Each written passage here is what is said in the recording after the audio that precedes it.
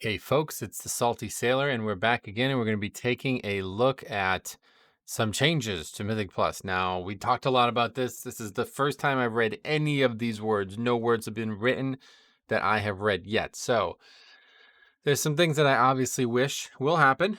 We'll see what they are, and then we'll talk about what they will change in the future. Okay. With scheduled maintenance tomorrow, we'll make several adjustments to enemies and spells in Mythic Plus dungeons.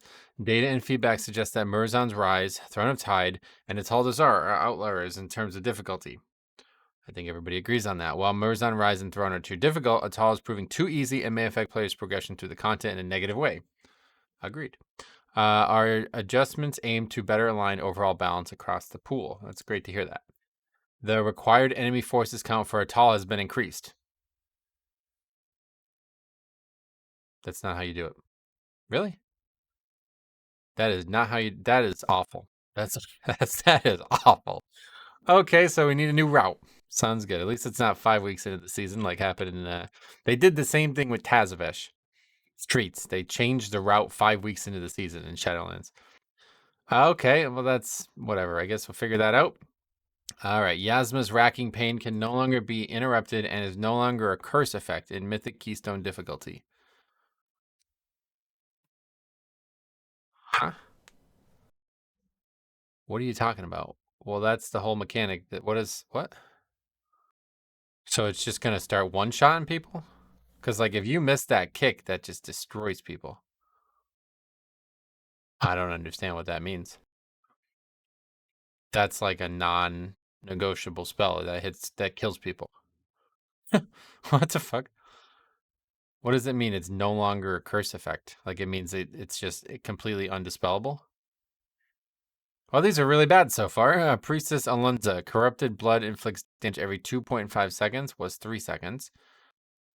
Is that standing in the puddle? Is that what corrupted blood means, or is that the actual channel on you? Spirit of Gold's health has been increased by 33%. I kind of like that change because it makes me think in the past, people always used to just CC it. It feels like they have too little health now. Like you can just straight up kill them without any real issue. So I would love to see them CC'd again. Toxic Sarid's leaping trash no longer triggers poison claws on the target. That sounds like a nerf. I don't know what that means. Dazari Juggernaut's merciless assault damage reduced by 25%. So that's the stuff on the left side. You fight a couple of them above in front of Alunza. But for the most part, you're not pulling many of those. Wildfire periodic rate reduced to 1 second was 2 seconds. So that's buffing the wildfire spell. Dinomancer Kisho's Deadeye aim damage reduced by 25%. That's the pack in the middle. That's a strange change because that was already easy. Talanja's Frenzy Charge is now avoidable but inflicts increased damage. Is that also the pack in the middle? I think it is. Manzumi's Wild Thrash. I keep saying trash because these are trash changes. Range increased to 100 yards. So it seems like they're potentially nerfing the middle pack. I don't know what that means. Required enemy forces has been increased. So that means that we're going to have to pull probably at least one more pull, which is really unfortunate because I like the route we have. But yeah, I guess we'll find out what we need to change. There's plenty of dungeon count in there, so it's not an issue. Yeah, so that's the way they made the dungeon harder, which I think that's probably the worst actual possible ways you could have made it. I was a little concerned though, because it's like you get to the last boss and you have like 7 minutes left and it's a 30-minute dungeon. So like what the hell do you do, right? Like you make the dungeon a 10-minute dungeon? Like I don't know how you make that dungeon hard. So they didn't really change anything that I expected them to change. I thought they were going to be like straight up just a aura buff to the entire dungeon. But effectively, all this really does is make the timer a little bit tighter, probably. I mean, I don't even know if that's true or not. We'll see how many more pulls you have to do. But let's be honest, this is like, what the fuck is that? Like, is that a joke? I don't understand that. So we'll see. We'll see what that does. That fight's already the hardest fight in there. Murozond's Rise, Tyr, the Infinite Keeper. Radiant Barrier damage absorbed reduced by 15%. Very good choice. Radiant Barrier refresh damage reduced by 25%. Don't know what refresh damage reduced means. But yeah, nerfing that ability is definitely nice. And Yeah, I think he needed a health buff, a nerf. But I guess that's effectively, that's as good as that's going to get. So I quite like that. Chronoloord Dios, last boss in there. Chronoloord Dios' health reduced by 10%. Infinite corruption damage reduced by 20%. Don't know what that really is. Time stream anomalies untwist damage reduced by 20%. Time stream anomalies untwist. That's the mob that keeps killing me on the trash. What does that have to do with Chronoloord Dios? Is there one? I don't know what that means. Time displacement reduces the creature's health by an additional 10% at GT semicolon. Time displacement on death damage effect reduced by 50%. I guess these are abilities on the fight, and increase the cooldown of double strike and triple strike. Okay, so I'm not gonna lie to you, I have no idea what any of that's referring to. But yeah, health reduction to a boss, that's gonna be nice. That's not gonna make the dungeon any easier. What are you doing, man? What are they doing? I don't even understand. These are not things that you do to make the dungeon easier. Okay. Thrown in the tides. Let's see what they do here. That's there's a couple other changes too. Okay, reduce the total number of unstable corruption spawns, and unstable corruption now spawns more consistently in the abyssal halls. Okay, so that's a very interesting change. That's surprising to me. We will see how that plays out. That's very interesting. Okay, vicious snapdragons, razor jaws inflict damage every 1.5 seconds. That's a very good change. That's a very, very good change. I quite like that. Vicious snapdragon health reduced by 20%. Wow. Okay, that's a big nerf. Very big nerf, because those mobs were already low health and they just really hit hard, and then that one pull of them was really bad. Gil Goblin's Aquamage health reduced by 20%. Okay, another big nerf to those mobs. Gil Goblin, Aquamage's Aqua Blast cast time increased to 4 seconds, so very, not really increased at all, but a small amount. And I think that probably means it's easier to interrupt all of them with big spells. Tainted Guardian, swell damage reduced by 15%. Good choice. I think that's the right choice. We talked about this on stream. Nagitar Sentinel's crushing depth, heal absorb amount reduced by 15%. Those are great changes. How the hell did they get the other ones so wrong? Those are excellent changes. Let me just be clear about this. Unstable corruption spawn. Is that the little mobs that die, right? Wowhead. Let me just make one. I just want to make sure that is the name of the mob. That's the spell. Yeah, there we go. Yeah, that's them. Okay, cool. Right? What is this picture of? That's the mobs that are in the gauntlet, right? Yeah, okay. So, reduce the total number of unstable corruption spawns, and unstable corruption now spawns more consistently. What is that? That's what tripped me up the first time. Here's my ideal. Well, first of all, it shouldn't be a gauntlet, but they're not going to change that because it's always been a gauntlet. So if they're not going to change that, then 3 things I would want to have seen to solve this ridiculousness in there. 1, make the debuff less voracious, like make it stack less, like just less power from the stack. Okay, so they didn't do that. 2, make the mob spawn less frequently. They kind of did that. They reduced the total number of them. We'll see what that means. But it says more consistently. So that's a little concerning. I don't know if that means there's less of them total, but it will respawn faster. I don't know what that means. And then the third thing would be to either I originally suggested them making the swell happen less, because right now you can basically kill the first set, and then by the time, like, if you kill them in the normal way that it's going to go swell, the mobs will die, and then by the time the second swell happens, the debuff has fallen off. So if you just made it so that second swell took longer to happen, then you guarantee that. You'd really have to fuck up.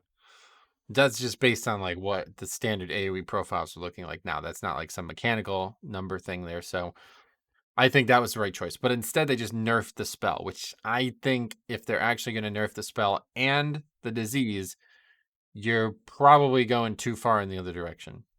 Because that, let's be serious. Like, that is only difficult because of that combination of things. And they nerfed the Aqua Mages, both their health and their damage, potentially damage done. Those are big, big nerfs for that area. That dungeon is going to be very different next week. So we'll see. Azumat, blotting barrage damage reduced by 15%. That is the stuff on the ground, right? Blotting darkness inflicts damage reduced by 25%. So that's that whole black puddle mechanic thing, right? Neptulon's cleansing flux duration increased to 12 seconds, was 10 seconds. That's the water, I believe, right? So that should mean that you're able to get more, because 12 seconds, that should mean one additional tick of puddle being removed. That's a huge change. Foul Bolt has an 18-second initial cool up. Cool up? No, it's cool down. Right? I don't know what that means. Cool up. Foul Bolt. I don't know what that is. And then Splotch spawn closer to the Ink of Azumath. So that's the big mob, right? Or is that the small mob? I think that might be the small mob. Okay, so that fight I never really thought was that hard. People keep talking about that fight being hard. Maybe it's because they're not playing Blood Death Knights. To be honest, I could see why that would be the case, because those mobs spawn really far away, tough to gather them, lots of casting. Death Grip trivializes it, and then the frontal is shadow or whatever, so you just put up that magic shield and you're all set. So that whole dungeon now, they didn't change. Well, I don't know, man. I really think the Snapdragons are probably the hardest part of that dungeon trash-wise. So we'll see. I'm excited to see that on Tyrannical now. I've said that I think this is the only dungeon that will actually get easier next week, and that might be the case. But my God, if you look at Murozond's Rise, it's like, are you joking, dude? I guess, to be honest, is Chronolord Diaz, he has a ton of health too, right? Or am I thinking of the Iridicron fight? It's only Iridicron that has 1,000,000 health, right? I don't know. Is that 10% nerf a lot? How many seconds, minutes will that take off the dungeon? I don't understand any of this, but all I know is time stream anomalies untwist damage. That's that frontal that keeps killing me on the trash, and that's in the lower version. But I guess it's also in the upper version. I'm still learning these dungeons, and I'm telling you, the names are not, I'm not there yet. But anyway, Galakrond's Fall, that's the lower dungeon. Risen Dragon's Necrotic Outburst inflicts damage every 3 seconds, was every 2 seconds. Okay, so that's that big, crazy AoE from those dragons. Frankly, yeah, probably did need a nerf, but I feel like it's kind of common for stuff like that to exist. Like, you're basically talking about the third fight of Halls of Infusion there. Like, you just have to heal a lot. So, I mean, yeah, it was overpowered, but Coalesced Moments Tainted Sands no longer does damage immediately, and its duration has been reduced to 7 seconds, was 9 seconds. I have no idea what Tainted Sands is, but okay, so Galakrond's Fall certainly doesn't need changes. If anything, it should probably have been buffed. Darkheart Thicket. Oakheart's crushing grip throw damage reduced by 15%. The throw damage. Is that nerfing the spell itself, or is it just when he throws you? I assume it's not nerfing the spell itself based on the way it's worded. That boss has some overpowered abilities. But again, as Blood DK, you can trivialize them with AMS. Maddening Roar increases damage dealt by 20% per stack. Was 25. So that's nerfed to the bears. I do not think these bears are that complicated. People just don't know how to allocate their damage appropriately. If you just burn one down, then you're only going to if you do it right, and this is on Fortified Week too. If you do it right, you will only have one extra stack for fighting 2 bears. Now, I get it on higher fortified keys. That's just not going to happen. But people don't seem to do that. They don't seem to attack the correct target. They don't prioritize single target there. Anyway, Blackrook Hold. Okay, this is a change we definitely need to see. Will now command up to 4 bats. Wow. Sick bats used to command every bat. All the bat. You would see Batman. You would see the dominant, the vehicle come out of nowhere and land, and he would get out and throw the stars at you. That's not a very good joke. But anyway, that's a lot of bats that are no longer being sicked. So that's a massive change. That might actually be the biggest change. Straight up might be the biggest change in here. And then Matron Alma's Lingering Dread should prefer non-tank players, which is I noticed that, but it's what? Who cares? Okay, so really no change to most dungeons. These dungeons getting changed were kind of pointless. I'll tell you, I do not think Waycrest Manor is easy. I did it a bunch today, and maybe because of Sanguine, but it was not easy. I had no success with it whatsoever. That dungeon is going to open up hearts next week, dude. It is going to rip your soul from your body. Some of the hardest bosses in BFA, and Fortified is already, it's already happening on Fortified. So stay tuned for next week in this weekly saga here where we talk about changes. I cannot believe this is what they're doing to Atal. That is, I don't like that at all. But at least they're doing it week 1. And we'll see. We'll see. That might be nothing. It might be crazy. It might be huge. I don't know.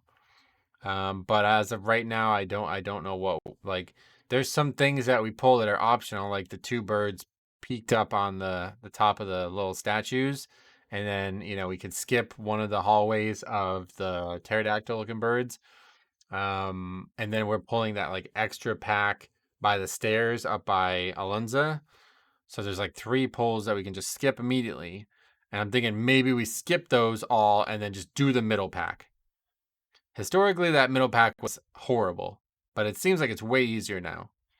But so who knows? We'll see what they change. But yeah, terrible. Really don't get these changes. This is a good change for the boss, but I don't think this makes the dungeon significantly easier. I think this is the hardest dungeon they've had in a long time. And yeah, that's not going to help much with it. I think this dungeon needed at least a minute. I think they're really hesitant to change timers, don't you think? Last season they did the same thing. They never touched the timers. They did a very beginning. Uldaman got some time taken off it, and I don't know if they added anything, but like it was very seldom, and it needed it. It was really needing it. And the same thing with season 1. I don't know how you don't add at least a minute to Murozond's Rise, and I don't know how you don't take time off this. I mean, this is very unique way of solving it, but I do think, like I said, it's like a 30-minute dungeon. What do you want it to be? A 25-minute dungeon? I mean, that's pretty short. So yeah, hey, I don't know. We'll see. I really did enjoy this season. So far, we're already getting into the point where we had a lot of levers today. But we'll see what happens. Tyrannical, I'm not looking forward to it, but we'll see. I'm excited to tackle it head on. So see you guys tomorrow. Let me know what your thoughts are on these changes. If you think these are adequate or you think they are not, let me know. So thank you for watching. We'll see you in the next one.